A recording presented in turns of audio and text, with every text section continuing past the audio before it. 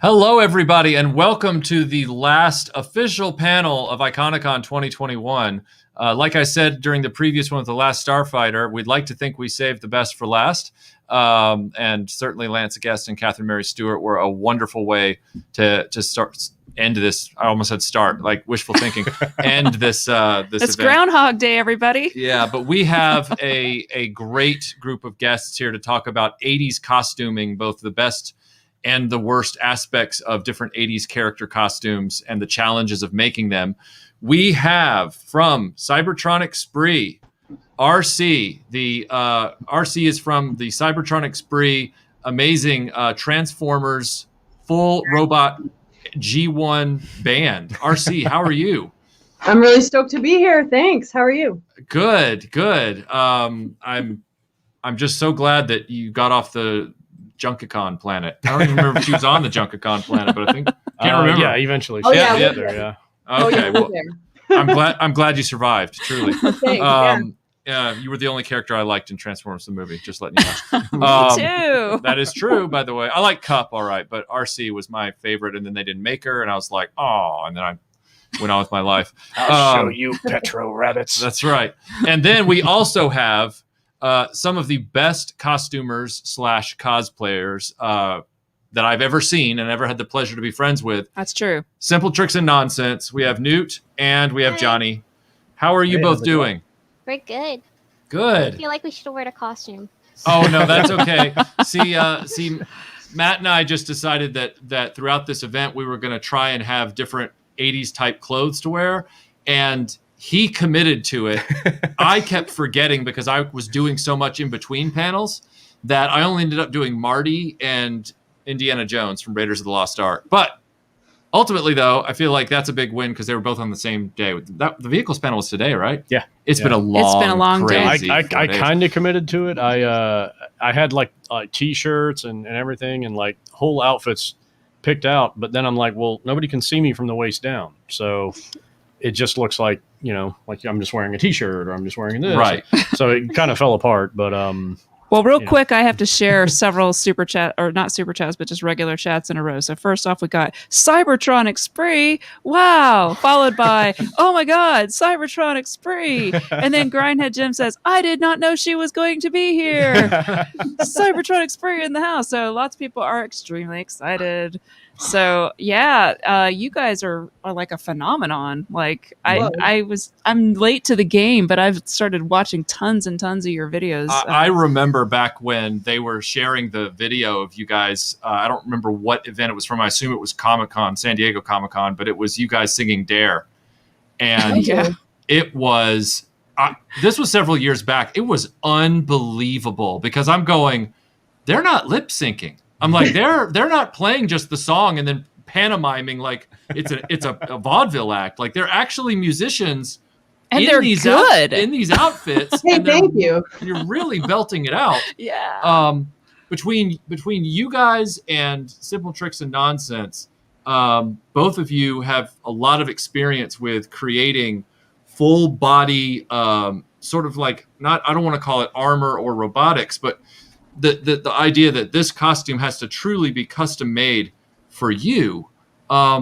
First of all, how do you get started doing that process? I want to start with Arcee. How do you get started figuring out how that's going to work? And then follow-up question, how do you maintain that outfit over time to keep looking not only its best, but, making sure that, it evolves with you in a delicate sense?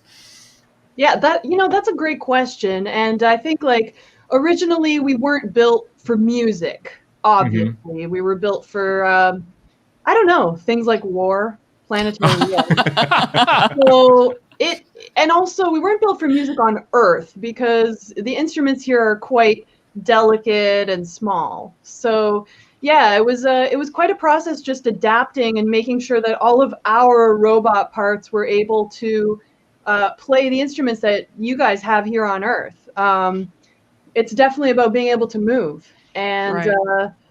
And I think, yeah, that's pretty much it. It's just maintaining it is really no different than waking up every morning and I think humans do this like grooming sort of ritual. It's kind of the same thing. You check things out, make sure they're still good, and then you get on with your day. I mean, I know that you as Autobots, you adapt to your environment and you adapt to the task at hand, and with the help of Teletran 1, you can sort of change the way you do things a little bit. But by adjusting to music versus robotics, what did that entail? I mean, what were the special adjustments that had to be made to your constructs that allowed you to, shred guitars and jump around on stage and, bang drums and all that kind of stuff? Yeah, you know what? One word: lubrication. That's right. You gotta make sure you stay well hydrated, lubricated, so that all the parts move the way they're supposed to. Then you're good. Yeah. Has there ever been a body panel mishap while in the middle of a concert, and how do you mitigate that? Oh, for sure, always. It's a car crash when you come see us. It's great. We don't really mitigate it. We just keep rocking out. Oh, okay. I didn't know if like a human handler like Spike came running out with a spare panel and stuck it on you and then ran off. Yeah, you know what? Spike, he's great at that. When he's able to join us on stage, he's definitely always worried about the car crash that's about to ensue. But honestly, like if something flies off, we usually have our lovely audience to just throw it back on stage. Awesome. So real quick, I have a super chat from Vinkman who says, are Michael and Matt supposed to be dressed as Indiana Jones and Magnum PI or Chip and Dale from Rescue Rangers? What are we, 5 minutes? Okay. 5 minutes. 5 minutes in. We were waiting. 7 minutes, actually, but I think he actually posted it at 4 minutes in. So, yeah. Well, we figured it's double duty. Like it's it kind of works for both. Yeah, it's kind of one of those that's like a double. You could go to a convention as these two characters together and get like double your fun. So you can take us as Magnum and Indy, or I can cross my arms like this and Chip and Dale. So works either way. We were going to get chipmunk noses, but that would have been too much, I think. It would have been too on the nose. Master Son says, oh my God, RCCS, that is it. This con has gone to another level. And Flux Burner says, so glad we get another panel with ST and N, which is Simple Tricks and Nonsense. And speaking of Simple Tricks and Nonsense, yes.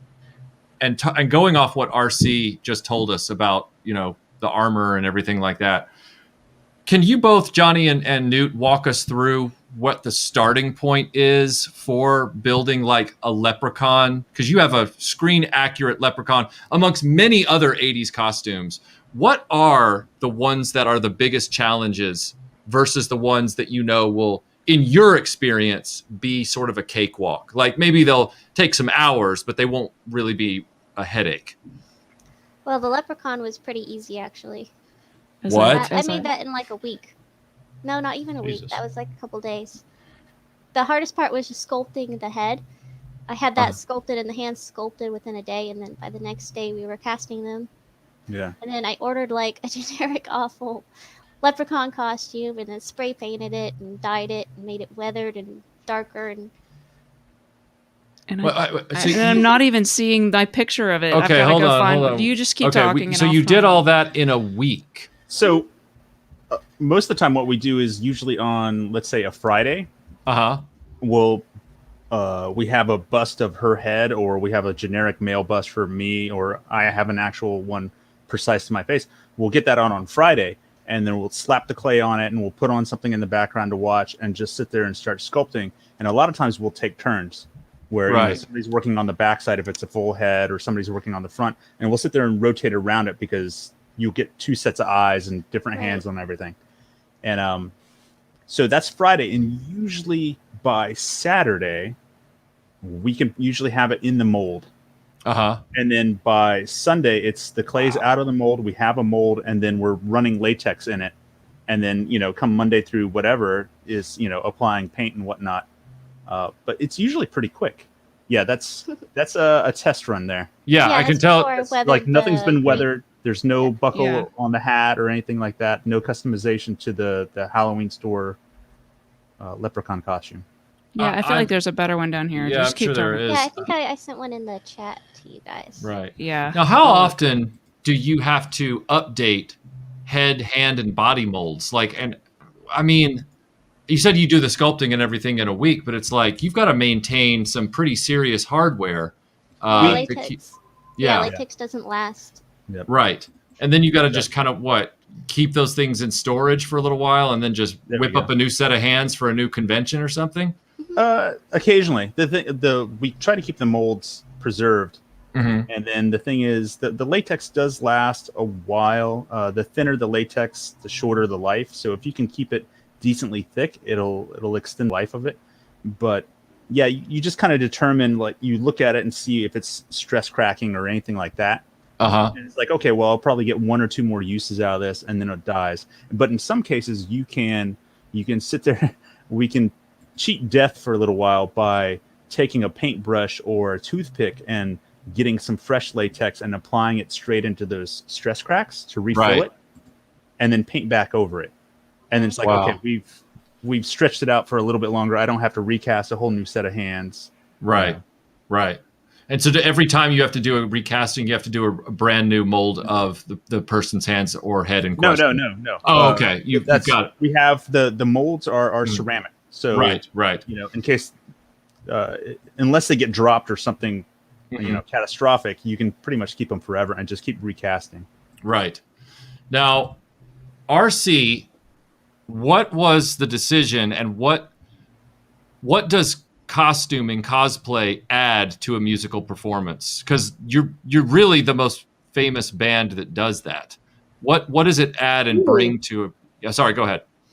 Wow, that's very kind of you to say. I mean, as Transformers, like, we're already used to being transformed, so we're really interested in other human bands who use costuming, like Gwar, and I mean, one of the older ones who, I don't know, Kiss. It's a long tradition, so I feel like there's a lot of other bands that are way more on a grander scale than us who transform their human selves. I think ultimately music is great, but then the live show is what really makes it a fantastic experience. So I think costuming is just a part of music for, like, every band in general. Like, I'm just seeing a reverse. I'm seeing a reversal, because with Kiss, it was a band that became a pop culture icon. And with you guys, you were pop culture icons that became a band. So you flipped you did a paradigm flip. The door swings both ways. The door swings both ways. Yeah. I think it does. I think ultimately it's just it's a lot of beings who like to just have fun and play around with different looks and try different things. And I gotta say, man, that Leprechaun costume is amazing. Thank you. Yeah. I know we have photos of Arcee. Can we pull some of those up? We do. I have, hang on. I got a lot of photos here, guys. So, well, first of all, in sort of skimming the internet, I came across this really cool one, and I'd love to hear the backstory of this. But there's a great photo of Arcee with Princess Leia here, which is just delightful. I don't know how you guys were palling around, but yeah.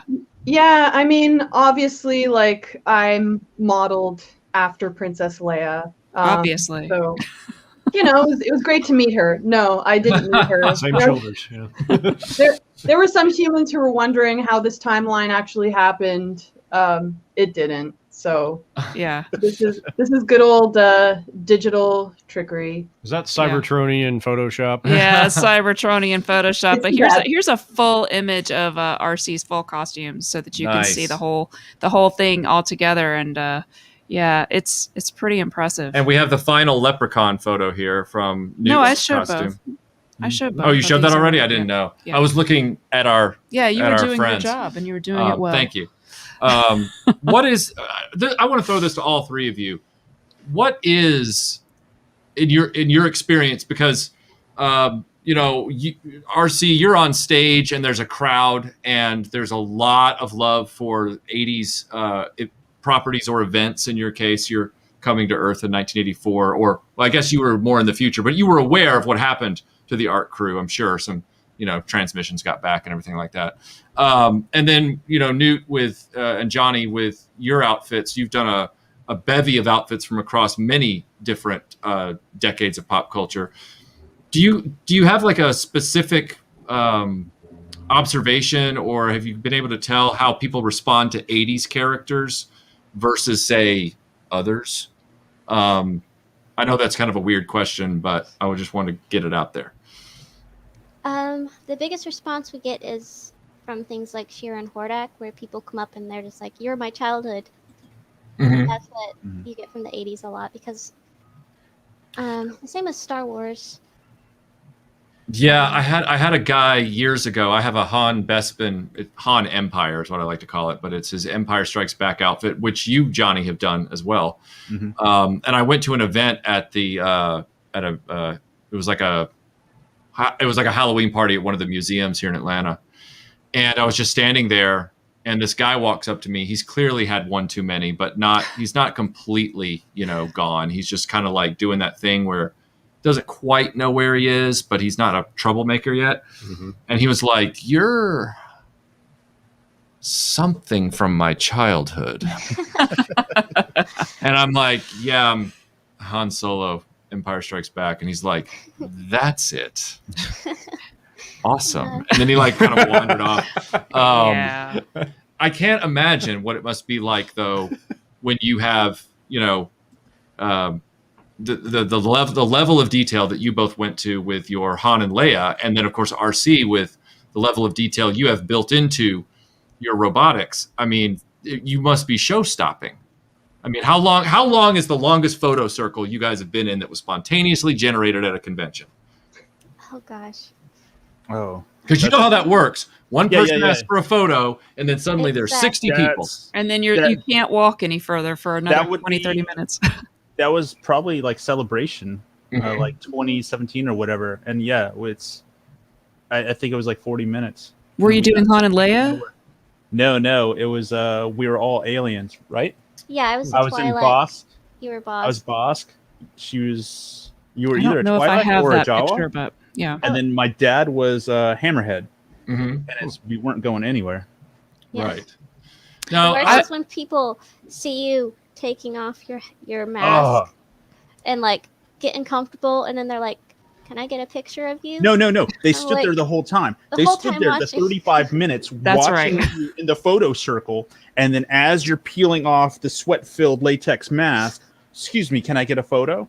Oh. Or like you finally get a break to eat some gross chow mein noodles at the food court, and they're like, "Hey."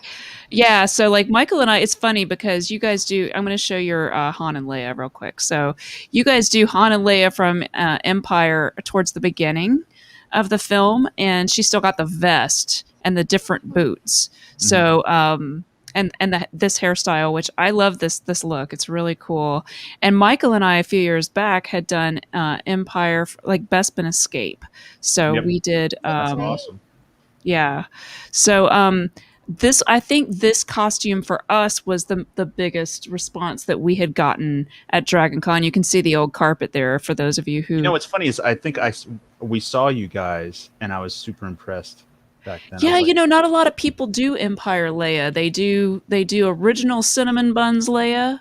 No offense, Arcee. No offense. And then they do, of course, the gold bikini. But like my two favorite Leias are Bespin Escape or just the white jumpsuit in general, and the Bouche Leia from the very beginning of Jedi. So, which I hardly ever see, but I would love to be. You would do a great job at that, Newt. Like I would love to see that.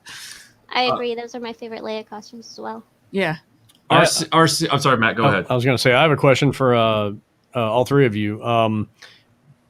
When you're at a show, what's and not to focus on the negative, of course, but like, what's something that you would like to tell everybody that would possibly come up and approach you beforehand? Like, what's something that you wish everybody knew not to do? Like to approach you and do this or do that, or like you just touched on, like waiting until you're taking the costume off to or in Arcee's case, oiling or lubricating. That's like the most inopportune time to get a picture, and it's rude and it's a pain in the butt. But what would be something else that you would like to, or that you would not like people to do? Take it, Arcee. You know what? When we're out and on the floor and meeting people and meeting fans, there's really obviously there's things like, consensual touching. Yes.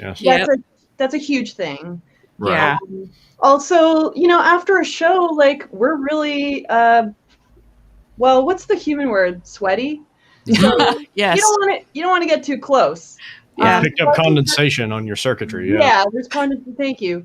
So I think that's probably the biggest and only thing for us. Just sort of, having that consent to come close enough to get a picture. Yeah. Well, I would imagine not even just the inappropriate style touching, but like sometimes hey, I want to put a big bear hug on you while you're wearing something that can crunch. Yeah, one time I was in my Jaller outfit and this big dude comes up and he leans on me. I'm like, I'm not 100 pounds, dude. Don't do that. I'm like, that's not fun. And then just like she said, dudes, don't be creepy. That's a hard one because I'm sure you get this a lot more than I ever have, but I've done different costuming throughout the years, and I know one year I had a costume where I had fangs, and I can't tell you how many random guys just walked up to me and were like, "Ooh, will you bite my neck?" And I'm like, "Ooh, no. No." So hard pass. just Yes, don't do that, guys. That's not cute.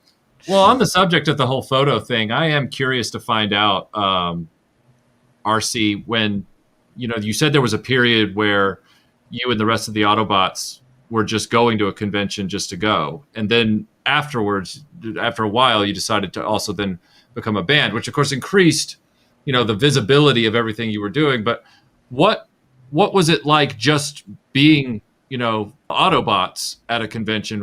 What kind of attention did that get prior to you being a famous band? Because I don't see that many G1 Autobots at an event. I see a lot of people doing humans doing Michael Bay formers and stuff like that, but I don't see actual authentic G1 Autobots. What was that kind of attention like pre-Spree? Well, actually, there really wasn't pre-Spree because, the night that we came together was our first show. So it was back in 2013, and it was a rock show. So we've always actually been a band. Oh, okay. Just, maybe not as well known back in the day. Right. So yeah, we've always music has always been sort of our driving force, and we found that a lot of humans wanted us to go to conventions, so that's where we would go, and we found great crowds there. So yeah, I don't know, it all kind of came together at the same time. I've got super you got super chats. I'm sorry. World Made of Cardboard says, for Arcee, were Jazz and Blaster helpful in introducing you to Earth music? Yeah, for sure. Yeah. Blaster, Blaster doesn't have the greatest taste. I'm just going to put it out there. I feel like he plays the same song every time. I thought Jazz Maybe. died. You thought Jazz died? I thought Jazz died. I thought he made it through the movie. He made it through the movie. Oh, yeah. Maybe, did he die later? No, he was on Moonbase 2, and okay. He, at the very end, he's part of the solo. Was it Mirage? Who was the one that got shot by Megatron? Oh, that would be Prowl, Ironhide, Ratchet, okay, there you go. Brawn. It was a real slaught, unfortunately. Was Sorry, Arcee, we don't mean to bring Sorry. that up. Yeah, that's why we're a band now. Flux Burner says, simple tricks and nonsense. I think your sculpting is what sets you apart from others. Is sculpting something you had to learn, or are you just natural artists? I've been sculpting since I was a little kid.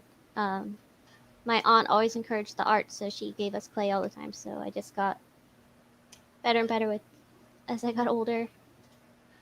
Have you ever had any formal training for art or anything like that, or are you just sort of you're just really good naturally? It's just No. Self-taught, really. Yeah. The trash can makes a good teacher. 'Cause you'll make something and then you'll be dissatisfied with it, or it doesn't work the way you want it to, and you just put it in the trash, and that time loss and that aggravation and potentially money, there's a lesson to be learned there. And it's like, okay, well, I'm not going to repeat those mistakes on what I'm going to try to do next. Yeah, I think that, I went to art school, but I still think that that's true. Like sometimes the biggest barrier to creating art, whether it's music or paintings or sculptures or costumes or whatever, it's just you've got to get past the blank page. So you just have to start doing something, and the process of building it helps you figure out how to improve it. And sometimes it takes a couple of times of doing it before you get it where you want it to be. So it's that fear of like, you want it to be perfect from the beginning. And so you're And always let something fail on paper first. Yeah. That's the least expensive, so draw it, sketch it, pre-visualize it, whatever you want to call it. Let it fail in its cheapest form. Yeah, that's a great tip. That's wise. Make something out of cardboard first, as our friend World Made of Cardboard would say. Wicked Person says, insanely jealous of couples with both working together instead of one waiting impatiently for the other to give up the hobby. And just imagine how supportive it must be also to have an entire band together that's supporting one another. Oh, yes. Yeah, that's got to be helpful to have people to sort of like, give you ideas and stuff like that, just musically and otherwise. So yeah, we definitely draw inspiration from each other. Mm-hmm. Yeah. Vinkman says Jazz did survive, but Scatman Carruthers died between Transformers the movie and the third season. Yep. Right. R.I.P. Scatman. So now go ahead. I can go ahead. Yes, okay. you may. Thank you. Do I have the floor? You do. All right. Do you guys, Arcee, in Cybertronic Spree, do you carry spare parts in case something goes awry? Or is it something where you're pretty confident you can just kind of ride it out? I mean, every car has a spare tire. So you don't want to hit the road and not be prepared. You've got your kit. Mm-hmm. Yeah, you've got the things you need to make it to the next town. Mm-hmm. That's how we roll. How many shows do you do a year?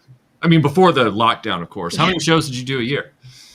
It's actually been increasing. So, this year we're set to do over 30 shows. So wow. Yeah, we got to get well lubricated for this. Mm-hmm. It's been a while since we played live in front of humans. So, but before that, we were doing, I think, 2019 we did like 17 shows, 20 shows. Mm-hmm. Yeah, so this will be the most ever. Well, yeah, I guess people are chomping at the bit to finally get back into some sense of normalcy, and so they want to go to these like toy shows. They want to go to these conventions. They want to mingle again and have a collective experience. So I can imagine you guys are pretty busy right now. Definitely, we're just rediscovering playing together again in one room. So mm-hmm. that in itself is fun. Right. To get back into. I was curious, are there particular components that wear out faster than others? Are there problem areas that you routinely like, okay, I need to check this or I need to check that, whereas other parts you're like, yeah, that's always fine? This kind of goes back to the earlier question. Yeah, I mean, I think what's the most jarring for humans to witness is like a face that doesn't look right. Mm. So, we just as robots, it's a courtesy to make sure our face is okay. Right. Yeah. Right. Okay. My favorite Transformers were always the ones that had well-defined faces. Yes. Yes. Yeah. Instead of just like behind a screen, and like a sticker. Now, the worst. Everybody in computer. Yes. Everybody in Cybertronic Spree, I can't recall if there are any Autobots or Transformers in Cybertronic Spree that have a face shield. I don't think they do. Looking. I don't think so. Yeah, we have we have Soundwave has a face shield. Right. Yes. Okay. Yeah, and Bumblebee has a face shield. Mm-hmm. Yeah. Right. Upstairs. Right. So that's kind of where I was. And Shockwave. And Shockwave, who just doesn't have a face. Your eyes without a face. the thing that when I was into costuming that I started to realize there was a delineation, and I noticed that you guys at Simple Tricks, and of course by default, Cybertronic Spree do, is there are helmeted / non-human characters, and then there are face characters, which are like Han, Leia, Indiana Jones, Magnum. Which ones, Newt and Johnny, which ones do you have an enjoyment of doing one more than the other? Or is it all just, it's all jazz to you? For me, it's obviously more comfortable not to wear a mask, but at the same time, I like not wearing what I look like. Uh-huh. Mm-hmm. So the mask, when you have to put your face on right before you go out, the mask is a much simpler way to just put your face on than what you have to do for, say, Leia or Newt or something like that. Yeah. Yeah. Or how about these two amazing costumes that I have to just pop in here because I mean, yeah, both of the main female characters from the movie Legend, Una and Lily, Dark Lily. I mean, that's the best Dark Lily costume I've ever seen, and it may be the only Una costume I've ever seen that was even recognizable. So, and then slide 20. I mean, and this one is also just really great. It's like I debate that. It's like it's not a face character, but it's kind of a face character. It kind of rides that line. Top of the face character, yeah. Yeah. Yeah. Do you ever, when you're doing an more obscure character like Una from Legend, do you get a lot of people thinking that you're somebody else, like Tinkerbell, do you get the, oh, I know who you are, you're this other thing. You're Julia Roberts from Hook. Yeah. Yeah, we were just talking about that, how certain costumes, you wear it because it attracts the cool kids. Mm-hmm. The ones who are actually going to know you. Versus the ones that are like, oh, you're this, if you're wearing a Loki costume, then everybody's going to know that. Something like Una, you really need to be in a group. Mm-hmm. And that's really a good question for all of you. I think, is it more fun to be out and about in the crowds with a group when you're in costume, or do you kind of want the limelight all to yourself? No, it's funner to be in a group. I mean, that's been my experience, but I mean... Arcee, have you ever been out at a convention, even for a few minutes without the rest of the band? Yeah, I've walked around. I've been called the Pink Power Ranger. Pterodactyl. No. Oh man! Nice. Did you just not even close? Did you just sign Kimberly's autograph on that one, or what did you do? Awesome. Oh, that's funny. That's funny. That's pretty good. I mean, I get cowboy when I do Indiana Jones, but that's neither here nor there. That's just going to happen. Sorry, go ahead. No, I was going to say, Newt and Johnny, if you had to pick one costume that you've done that is your least favorite, what would it be? And why? And why? And when and how? Favorite? Like in terms of comfort, or just one that didn't work, or maybe it wasn't comfortable, or it fell apart, or just something that didn't go the way you hoped it would. We really try to make sure things don't fall apart, and a lot of times we'll try things on like well in advance. Mm-hmm. And we're definitely not the people that are they have a sewing machine on the plane and they're finishing their costume on the way to the convention type thing. We try to make sure it's ready, and even then when we go out, there'll be like super glue and safety pins with us, or self-adhesive Velcro, like in our kit as we go. But for me, my most uncomfortable one has always been Scorpius from Farscape. Ooh, I bet. Because it's like skin tight black vinyl, and then I have the cowl, and my face is completely covered, and eye makeup and everything else, and it's just it's disgusting to take. But that's so worth it. It's awesome. It is awesome. Yeah. That when actors talk about, well, I found the character when I put on the costume, you can totally get that with certain costumes. Like as soon as you get into it and you see yourself, or like the boots are heavy, or they change the dynamic of how you walk, you understand what actors are talking about. Mm-hmm. Yeah. Now I know, like for example, with URC and Cybertronic, you brought together some of the most aesthetically pleasing Transformers to be a part of this band. I mean, as any band is, it's the beautiful people. Are there Transformers that you think are not aesthetically pleasing? Are there Transformers that you think put the junk in Junkicon? You know, I can't comment on that. Let me just say that the bots that we got together, yeah, we're good looking. It's true. But we also, yeah, there you go. But no, we also get along. It's our group dynamic. It's like what everyone brings. It wasn't purely like it wasn't like a contest to see who's the best looking. But we are a good looking bunch. I just didn't know if in any of your intergalactic travels through the bevy of Transformers that have been in the stories for the past 30 years or whatever, if you just happen to look over and go, yeesh, got a mirror? Didn't know if that was... Sorry, Twin Twist. You play bass really well, but yeah, we're just not feeling the blockiness of your motif. Yeah. So. Yeah, I mean, all right, Blur. Let's be honest. Yeah. I don't even know what Blur looks like. Yeah, he's an odd duck. So for Simple Tricks and Nonsense, when you guys are sort of picking the characters that you're going to do you choose those based on just loving the characters themselves, or wanting to have a challenge based on how the character is designed, or what determines which characters you choose to sort of try to emulate and make? Yeah, we only do characters that we love. I'm not gonna just like, that's kind of cool costume, I'll do that. So you don't chase trends, is what you're saying? Yeah, yeah. And then it's also we do like challenges as well.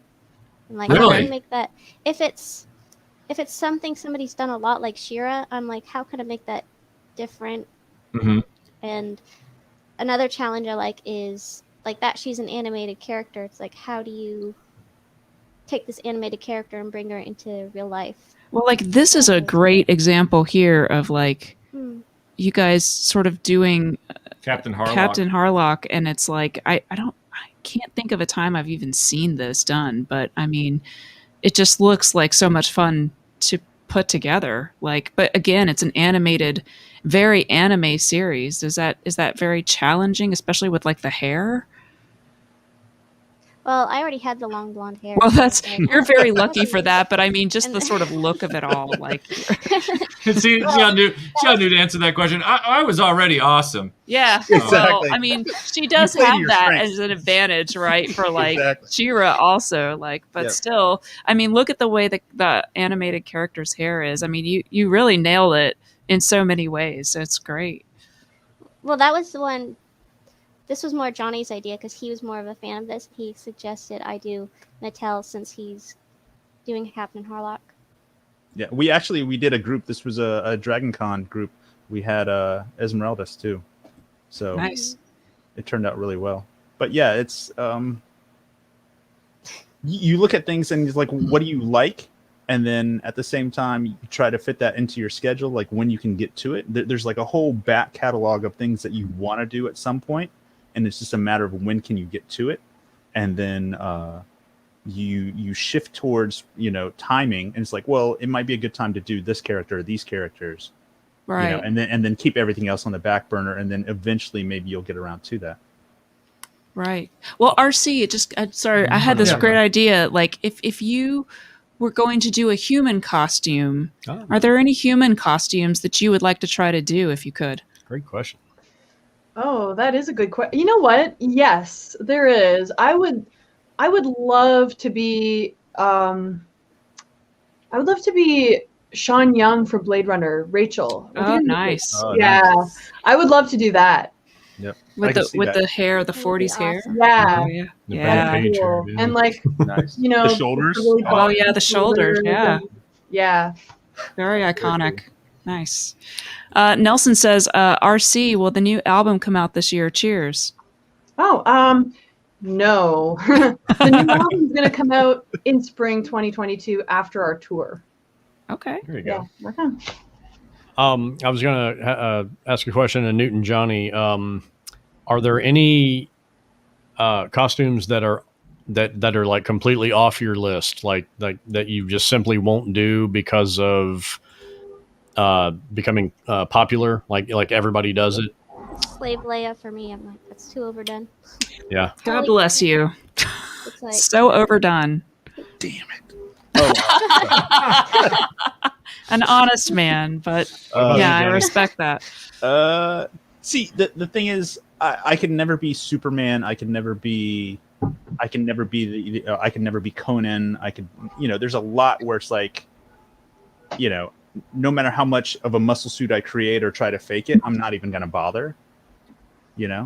Like Johnny, so I heard you talking about this the other night on one of the other streams, and Michael and I have a very similar approach. So if I may quote you and sort of paraphrase what you said, you were talking about how you and Newt really try to do characters that you already somewhat resemble. So you're not going to choose to do someone who looks completely different than you, body type wise, or just overall look wise. And Michael and I are the same way. Like, there have been things where it's like, I just don't look enough like that character to do it. It's like, I feel like I could probably do Scully, just because I could probably do awesome. That. Yeah. But, I can't do, like, even now, like, I can't really do Carrie Fisher unless I dye my hair, because I just don't want to. I mean, I guess I can do a wig, but I just really want to try to look as much like the character as possible. And there are some people I'm just never going to look like. So, but what do you think about that? I mean, there's a lot of discussion about that in the cosplay community about, oh, well, you should just dress up as whoever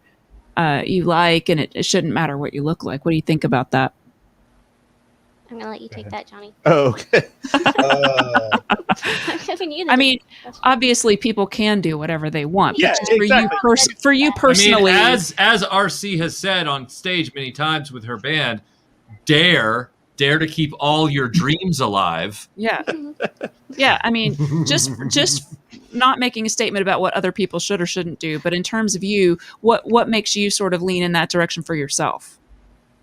It comes down to how much I respect those characters. Right. Okay. And that I can't ever be able to emulate that. Yeah. In the case of like Hordak or something like that, well, we made a muscle suit to go underneath, like another body suit to try to get some of the muscles and whatnot. But it's a cartoon. Right. Right. Sure. We haven't seen, like Superman or because we've seen how many live action Supermans. So I'm never going to be able to match that. Right. So I just sit there and try to cosplay towards my body type, and if my body type can achieve that, then fine. I mean, I wish I were skinnier, almost like Doug Jones, so I could fit into more stuff. Yeah. I'm going to say one thing about that, because I'm a big Superman fan, and I politely and encouragingly disagree with you on one point about your assessment about you and Superman. Because if you and Newt did oh man, I know where you're going with this. If you guys did an Action Comics #1 accurate Superman and Lois, yeah, that would be killer. Because the way or you guys Superman and Supergirl. Well, that too. Oh my God. Well, but Supergirl Helen didn't Slater. exist in I the know, Golden but Age. Helen Slater, Supergirl. Well, yeah, though. Well, that's my favorite Supergirl look, by the way. I mean, you would do such a killer job of that. She's already done Supergirl, so. Oh well, that doesn't surprise me. I've done the Bruce Timm Supergirl though. Helen Slater is my favorite Supergirl. Yeah. What I'm simply saying though is you could totally pull off the Golden Age Siegel and Schuster Superman, the true. one from the Max Fleischer comics cartoons as well, That's with a true. Lois like that, and the way you guys do your face makeup. Holy crap! It would look like you guys were animated. It would like you'd be walking around and we'd swear we were in Roger Rabbit. I swear, they think you were animated characters. It'd be amazing. It's true. Yeah. I'd be down for that. I love those Max Fletcher cartoons. Yeah, I'm just putting that out there. Take it or leave it. I think our next superheroes we're going to try for are Batman Beyond and Tin from the Royal Flush Gang. Mm. That's good. I like that. Now with Cybertronic Arcee, you guys, you have to costume. You're not costumed. You're actually the robots. But you know what I'm saying. You guys are an act on stage. You're the best kind of spectacle as well as musical performers. I would have to assume that you have to be pretty protective traveling place to place, so as not to, get anything banged up. How do you go about managing that? I mean, because that's a lot to move from one location to the next on a tour. Yeah, it's really just about having enough space to carefully move in your vehicle. Right. Yeah, and just I mean, like, a lot of Earth venues aren't really like doorways and stuff. Some of the older venues aren't really designed for robots as big as us, so you just gotta kind of watch how you're going through the door. So take a pontoon off or whatever. But do you really, have? It's really not. I don't think it's as intricate as like storing latex or something, so that, like you guys were saying, it doesn't degrade or. Yeah. Now, how many bins on average does Simple Tricks and Nonsense require when they go to a convention? How many clear bins or, hanging racks do you have? Like, oh my God, I wish I had sent you some of those photos. Oh yeah. Oh God. Yeah, seriously. I can try and find them real quick.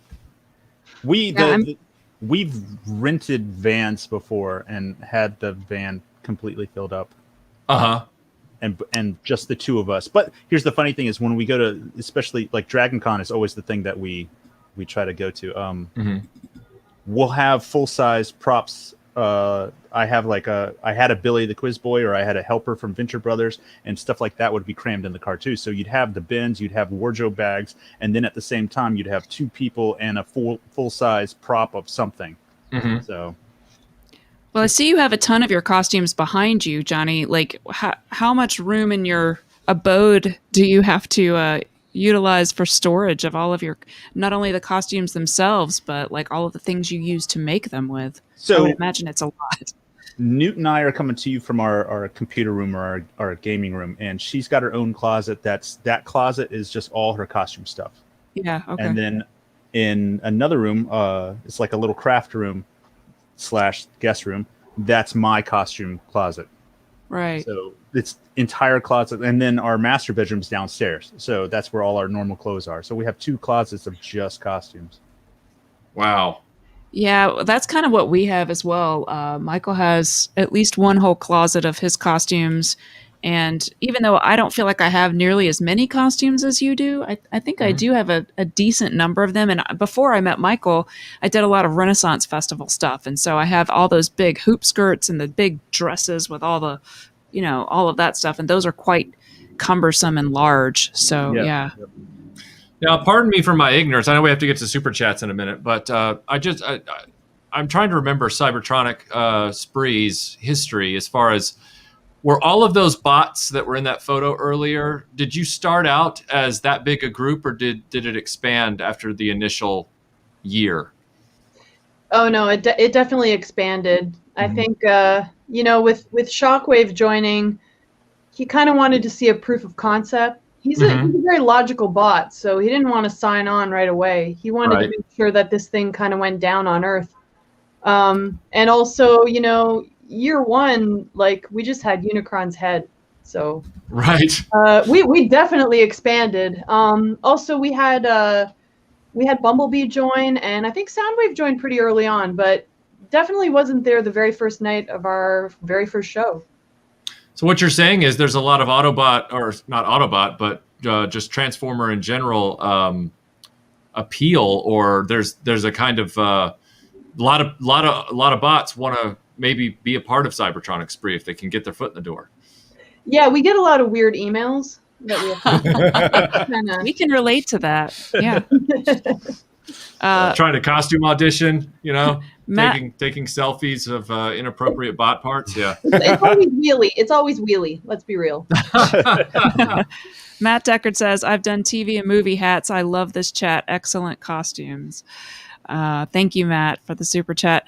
Master Son says, Arcee, whoever said you were a Power Ranger, tell me and I will rip out their optics. They apparently are not using them anyway. I agree. That's a stretch, in my opinion. Big time. They were trying. They were trying. It was cool. That's true. Yeah. Master Son, for Simple Tricks and Nonsense, what percentage of your closet is costumes and what percentage is regular clothes? I think you sort of already covered that, but maybe your non-costuming closet, is it more or less of the Less. size It's less. or equal? Hers is filled up with Xena toys and stuff.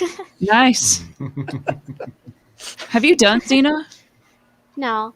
Yes, Oh, she wow. has. Oh, when I was a kid, I did Xena. My first con was when I was 12, and I went to XenaCon. I got a side note. I always found that original Xena action figure creepy because she. Oh, the one from the Hercules line. Because you Yep. can take her armor off. It's like, why? You can't take Hercules' pants and tunic off on his action figure. This is weird. This is okay. So. Yeah, I know you've been doing this a really long time, guys. For Newt and Johnny specifically, when do you think you really got the costuming bug? And did you always? Michael and I always talk about this. Back when we started doing this, because we're old, like it was costuming, and now it's like cosplay. Do you like? So, second question is, so first part is, when did you get into it, and when did it become cosplay, and what's the difference between cosplay and costuming? I actually, I did some costumes, like I said, when I was younger, and then I got out of it trying to look cool or whatever, trying to make people think I wasn't a nerd. And then I was just like, a few years ago, I was like, whatever, I'll just get into it, and it just didn't stop from there. What about you, Johnny? Well, okay, so costuming versus cosplay. We use the term cosplay because it's now become a thing where most people are used to hearing that. Yeah. Whereas depending on the person you're talking to, if we were talking to you face to face, then it would all just be costuming. But now if we're talking to a random stranger or somebody under the age of 30, then we're going to use cosplay. Yeah, or if we're trying to hashtag a picture, we use cosplay. Exactly. Got it. To me, And cosplay sounds very anime.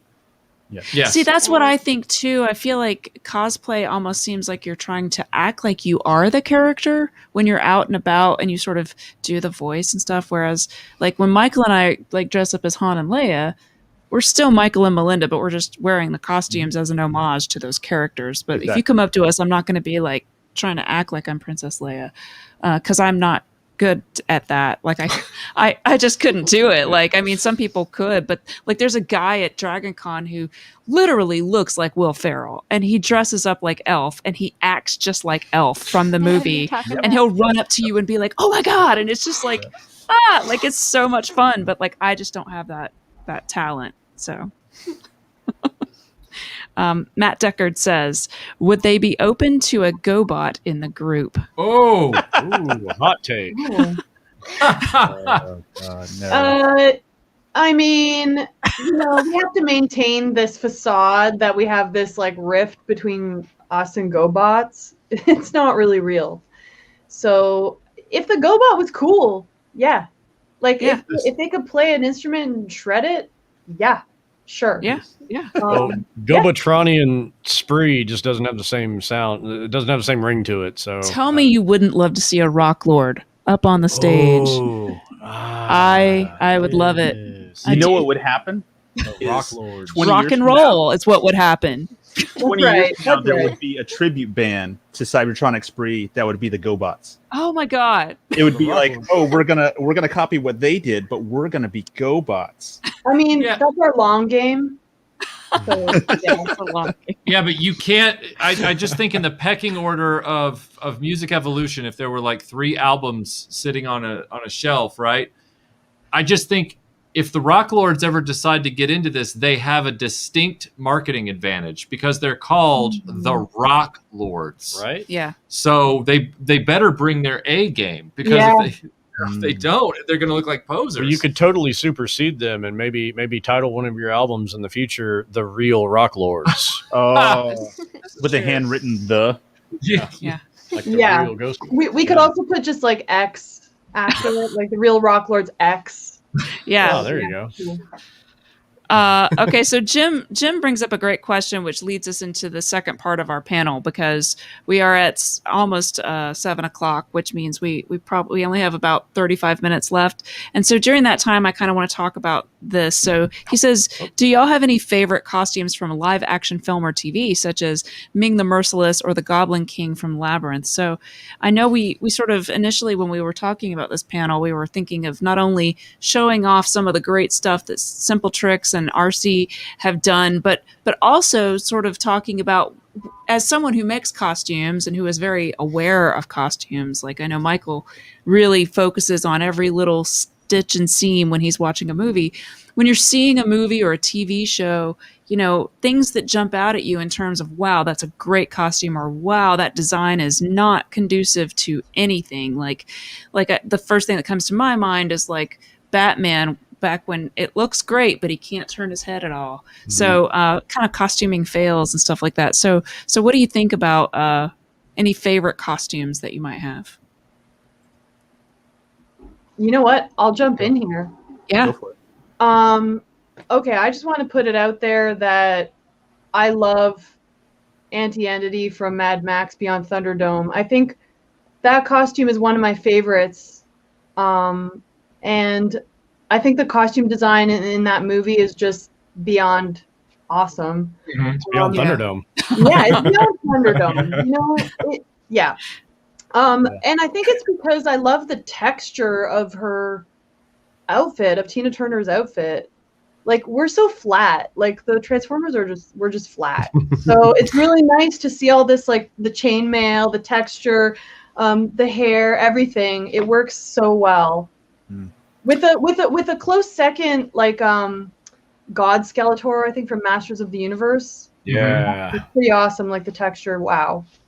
Yep. You mean the movie or the new Skelegod? No, the movie. Okay. I'm going to pop this up there just to sort of show to you. I love Tina Turner's earrings in that movie. Yeah. They're like scalloped. Yeah, really textural. They're awesome. Yeah.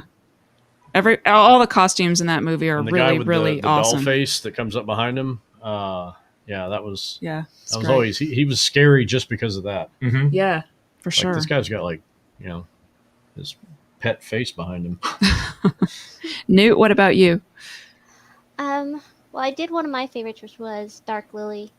Yeah.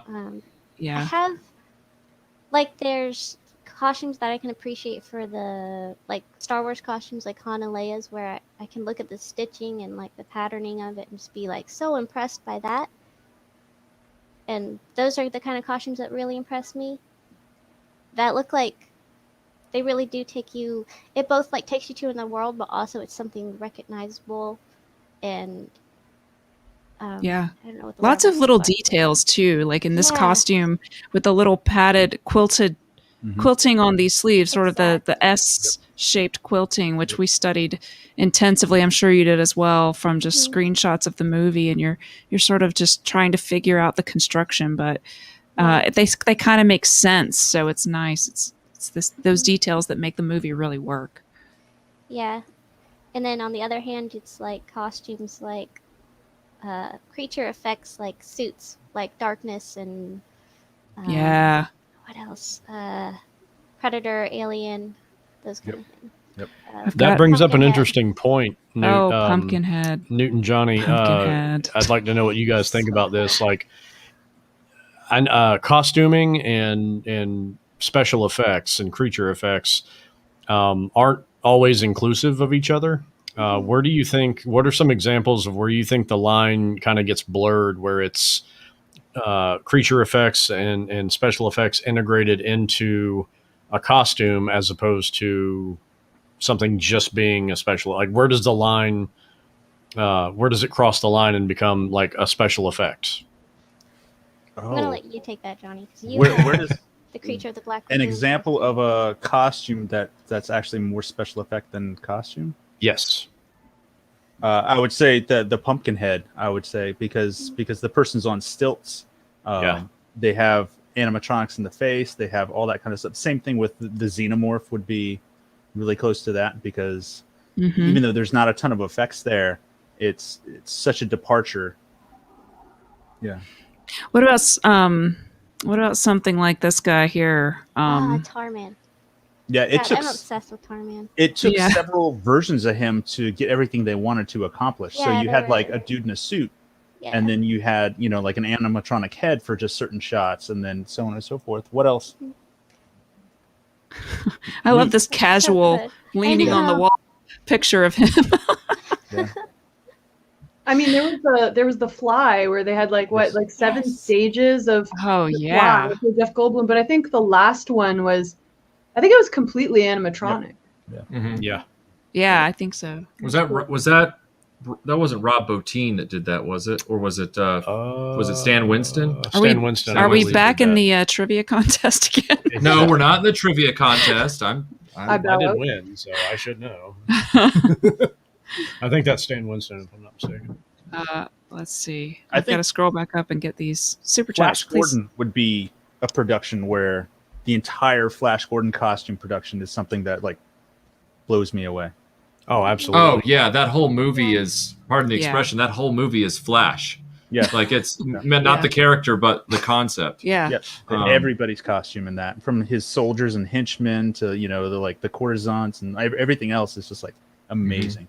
I think that's the first movie I ever saw that where the costume design just jumped out, and set design in general, and just that whole production jumped out at me and was like, whoa, like this is like art. Yeah. This isn't just a movie. Like, this is like, whoa, this is amazing.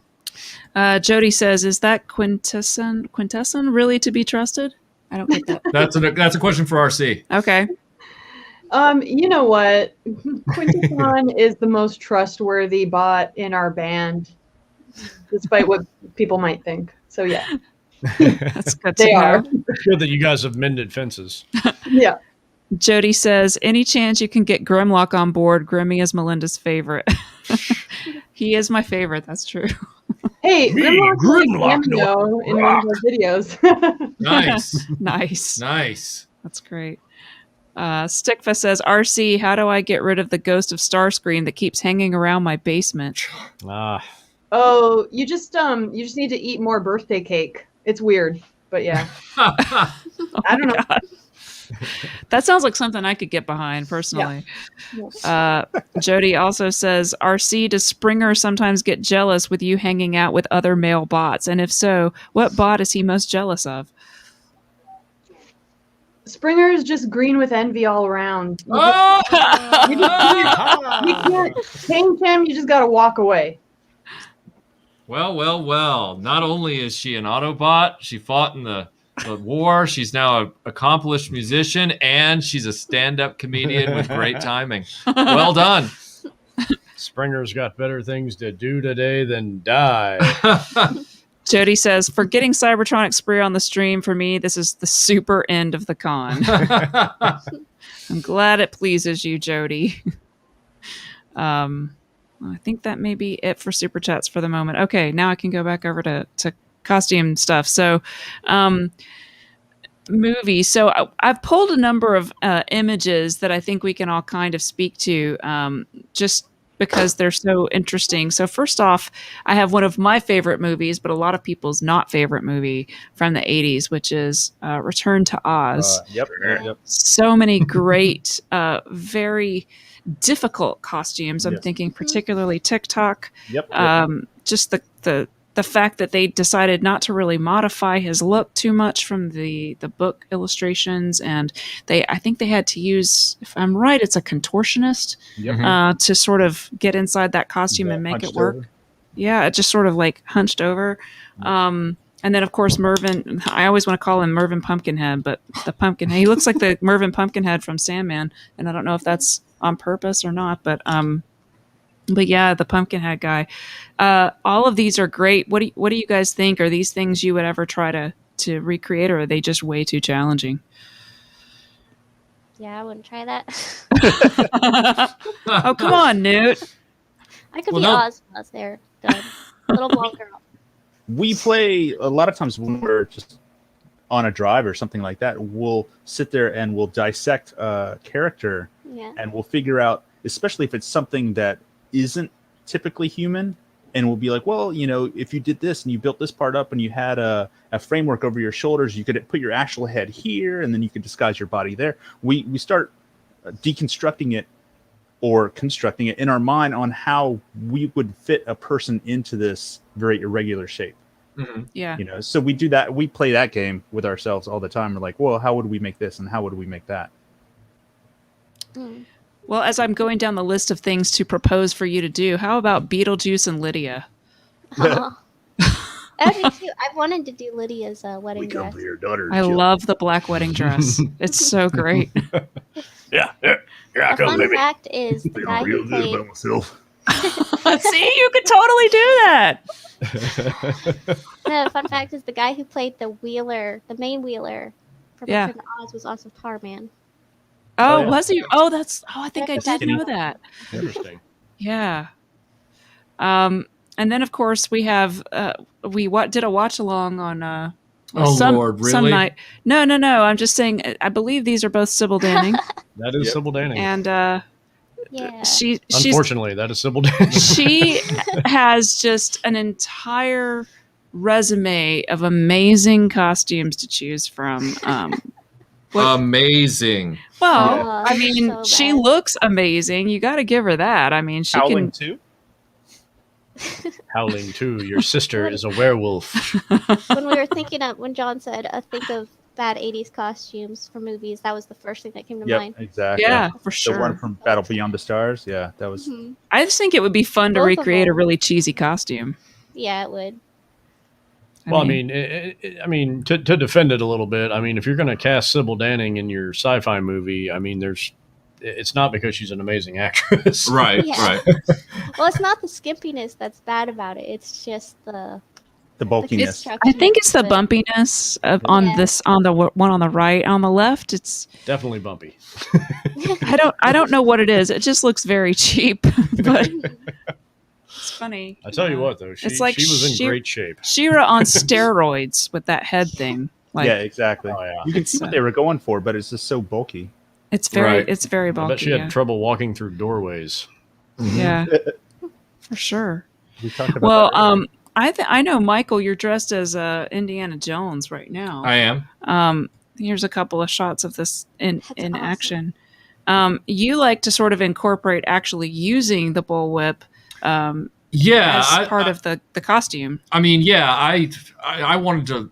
Movies inspired me not just to wear the clothes, and I'm not saying anybody here is like that either. I'm just simply referring to myself. I not only love the clothes and I want to get the exact clothes and know what that feels like, but I also want to learn how they do certain things if it's possible. So, like, I'm not delusional. I'm not like, I can't costume Luke Skywalker until I know how to lift an X-Wing with my mind. Like, I'm not like that or anything.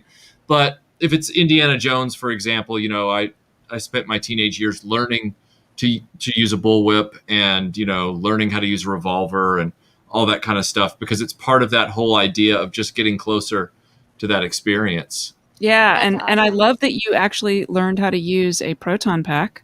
All right, now wait a second. I just said I'm not delusional. You have all right? I'm not like delusional. you have a DeLorean and you traveled back in time and had to ask That's a UPS awesome. driver what the date was. All right. Well, first of all, that is I'm just going to defend myself.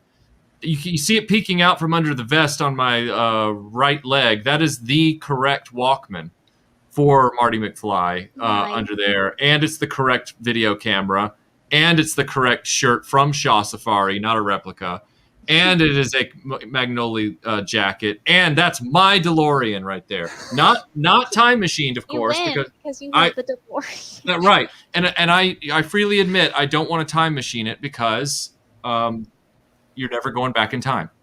And I love the car for what it is. I love it as an 80s icon. Well, what's your defense here? My defense here is that look, first of all, that photo on the left is so you can show off your Freddy sweater.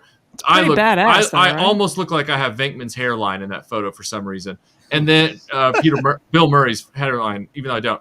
The photo on the right is my preferred costume photo because it shows that I can emulate the poster shot almost perfectly.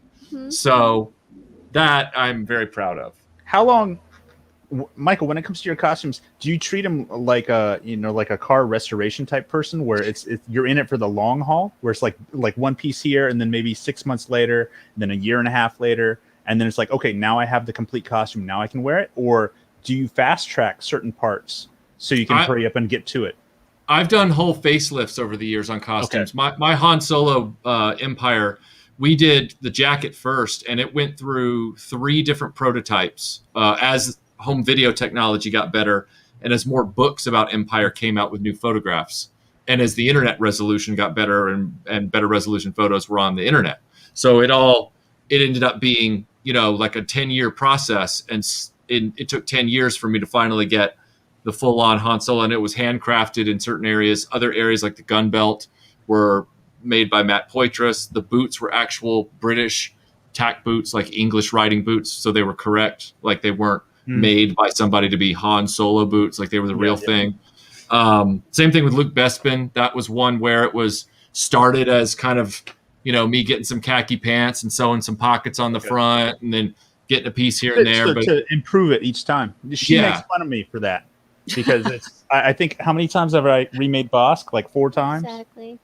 But I respect that. I have mad respect for both of you. But it was the same thing, because you're going off of the information that you're given at that point in time, and then as better information becomes available. When when in a museum in the UK they have here's an actual Windac pressure suit, then that opened all the doors. Everybody's like, oh, we know what that looks like now.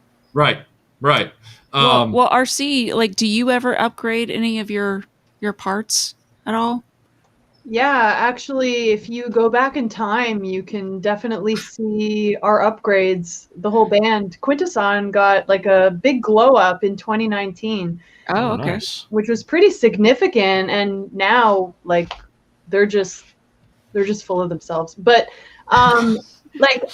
originally, I came to the band with the Autobot insignia, and I was like, no, this is me now. I'm part of this band, so I've got our CYBERTRONIC SPREE insignia, and we've replaced some parts just to upgrade them. Now, do you take into account, as you were talking about earlier, the instruments that you play and how they have to sit against your body as you're trying to play, whether it's guitar or whatever? Do you take that into account as you're upgrading, or? Oh yeah, definitely, and always, just because we're here to be a band first and foremost. So if we can't play our instruments, we can't do it. I mean, might as well be GoBots at that point. Okay, let's not go that far. I look. I'm just looking at the sort of entertainment model here, and I'm thinking, Chippendale Rock Band, Chip and Dale, not Chippendale. Oh no, we should call it Chippendale. Chippendale, and we'll get all the ladies. not one word. They'll show up for thinking they're going to see one thing, and then they're going to be like, "This is weird." A bait and switch. It's like, have you seen those guys that are doing the opening for CYBERTRONIC SPREE? It's these 2 guys, and they dress like Chippendale from Rescue Rangers with no pants. With no pants. And bow ties. And bow tie, right? Yeah. Yeah. So I know I have to show this image. And the Metropolis robot that you guys did, Johnny and Newt, is right behind you, Johnny. I can see her there. I think I pulled this photo. I believe this is of you, Rebecca. Newt. Is this at DragonCon, or it looks like DragonCon to me? That's Spooky Empire. Oh, okay. This costume is amazing. You have a great video on your channel detailing how you made it step by step and all of the process. What's the biggest takeaway you had? Was this a learning process? I mean, it seems like it would be really challenging. Oh, definitely for both of us. It was a bucket list costume for both of us. He wanted to help make it. I wanted to make it and wear it. So it's actually one of the reasons we met and started hanging out, was because we shared a love for that costume. Yeah. Now, technically, take away from that costume. Technically, collect them all, trade with friends. But I mean, technically that is an 80s costume, because wasn't it Vangelis that redid the score for a special release of Metropolis in the 80s, a re-release of the movie? So, yeah. Nice. So it fits right on in there. I feel like it's timeless, so you can just put it in any panel you want. Like it's. How many people came up to you and thought you were C-3PO? That's in the video. If you watch the video, is. we actually say that. It's like, are you C-3PO? That's like the worst C-3PO costume. Oh, that's so great! You did the prototype concept art. That's the Ralph McQuarrie C-3PO. You're female C-3PO. Are you a Terminator? Yeah, it's like, is that a gender bent C-3PO? Yeah. Are you the Pink Power Ranger? Yeah, I remember. Best is people not thinking somebody's inside of it because it's so small. Yeah, I Like, can what's see in that there? actually. You should have just decided, okay, I'm gonna play this up, and just with your mouth every time you move, just go. It's a great idea. Yeah. Or just stand really still until somebody comes up to you and just go, "What are you doing?" Like just scare the crap out of them. That'd be awesome. I know, Michael, a few years back, I think the year or right before I met you, you had gone to Dragon Con as a group, and you had done a great Firefly cosplay group where you were Jane, or you were Mal, sorry, and your brother was Jane. Yeah, and I you couldn't had, be anybody else. Yeah, so. well, I mean, I was Wash. It was a great set of folks, and you had all these great reactions of people like taking pictures of you while you were just hanging out doing random stuff. Like, yeah, my brother and I did Mal and Jane. I know this isn't 80s, but it's just like a convention anecdote so people understand what can happen to you when you're costuming. We went to the Dragon Con 09, I think it was 08, 09. it was 09. Like it was right before you and I met. yeah, and we had like full accurate head-to-toe television outfits for Mal and Jane, like not the movie Serenity, but the television show. So we spent most of our time costume watching for other people, because that's what we did when we would go to Dragon Con, is we would have a costume, but you end up looking at other people's costumes. Yep. And so we would just stand in one place for a long time, just like drinking a soda, watching over the balcony at the Marriott as people would come up the escalator and mill around and stuff. And what we found out at the end was that people were telling other people that there are these two guys that are just Mal and Jane hanging out. And like they kind of took it on as like, I don't know if it was fully like this, but it was almost like being told around like, yeah, they're doing like this almost like just kind of cosplay thing of, they thought we were doing You're in character.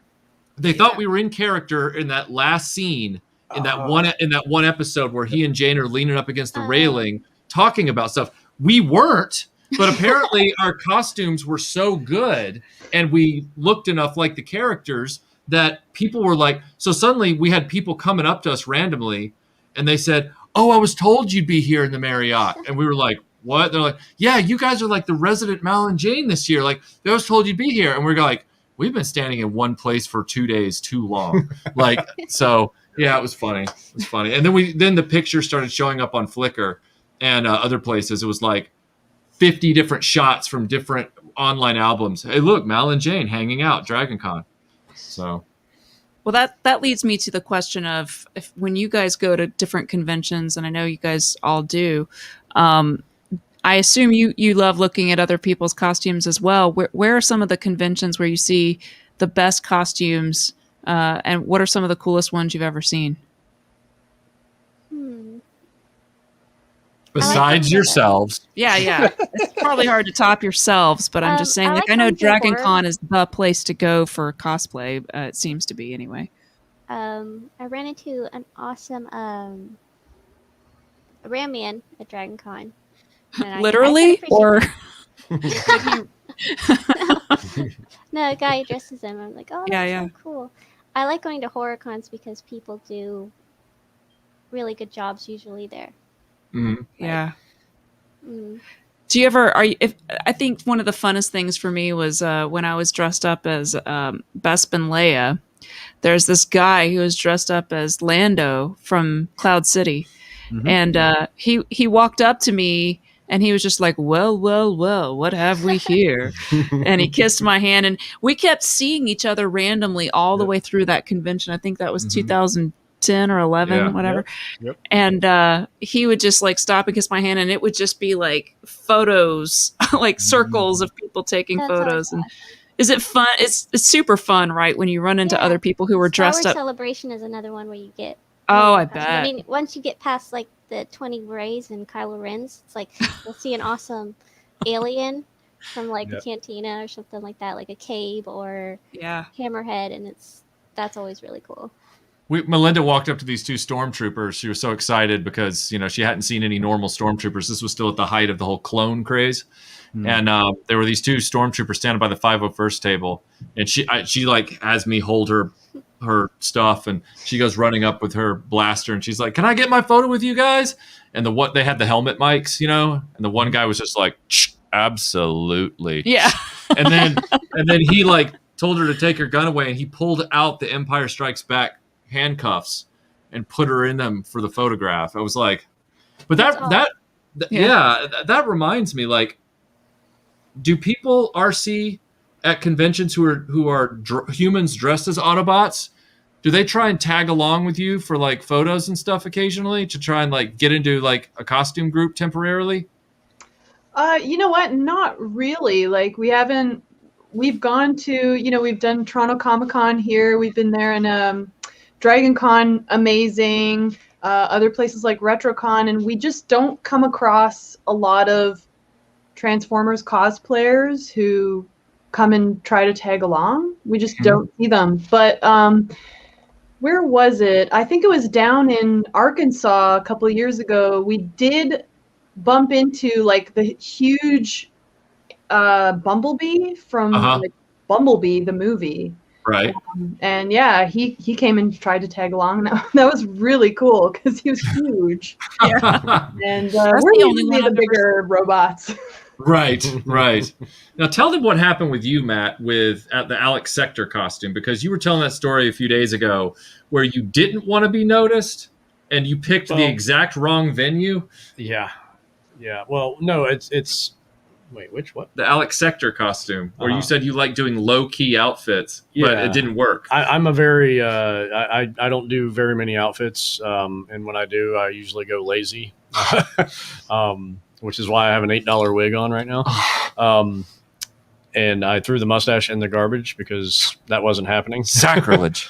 But I did an Alex Sector from Mask because I'm bald and I have a red beard, and it was fairly easy. And I put one together, and I got the lab coat with the short sleeves, and it was, I thought it was really good.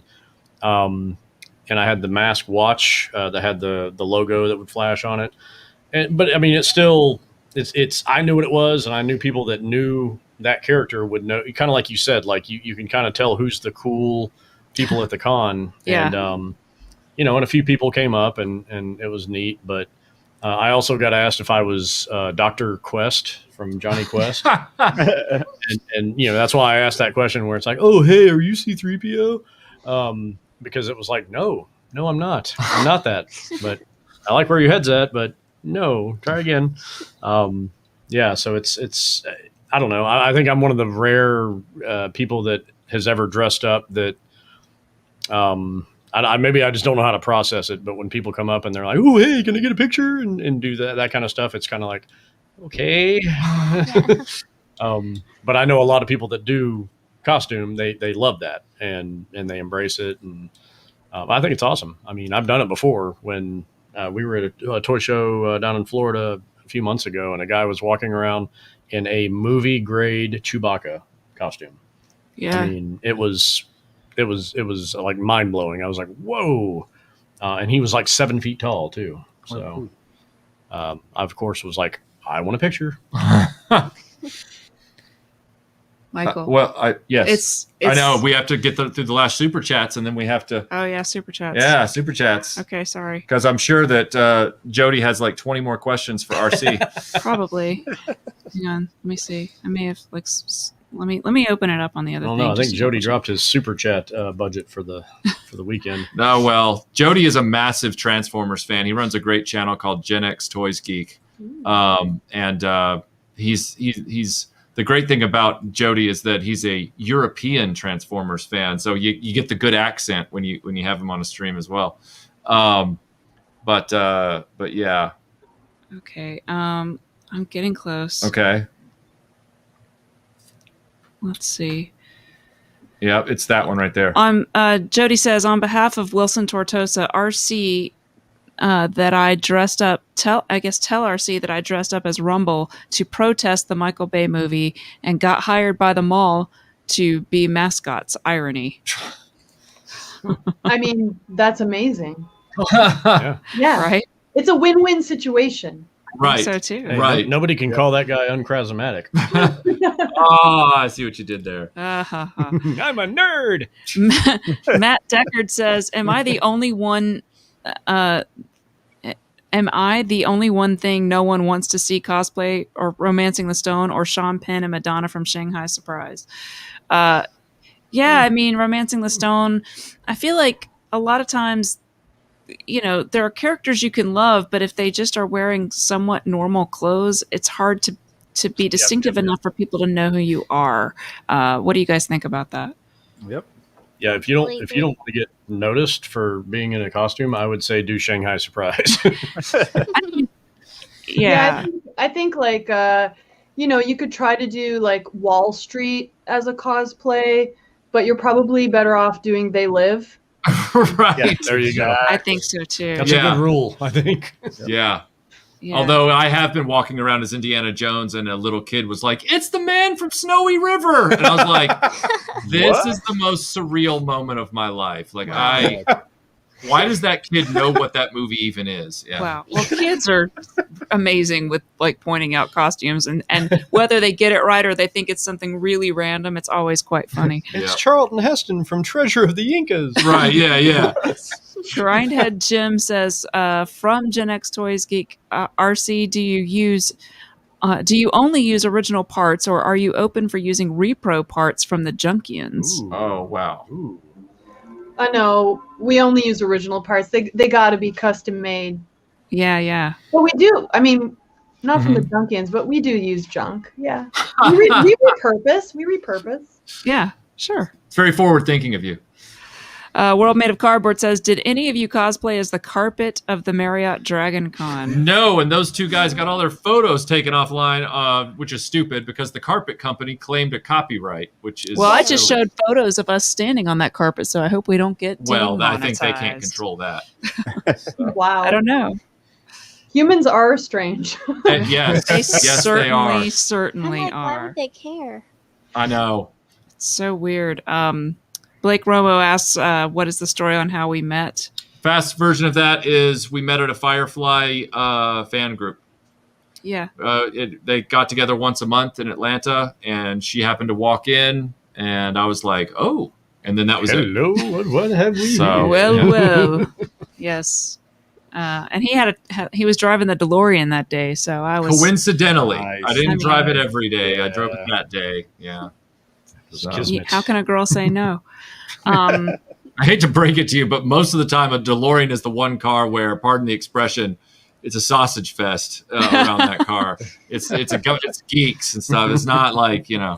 Oh, well, I am a geek, so it works out well. Yeah. You're rarefied.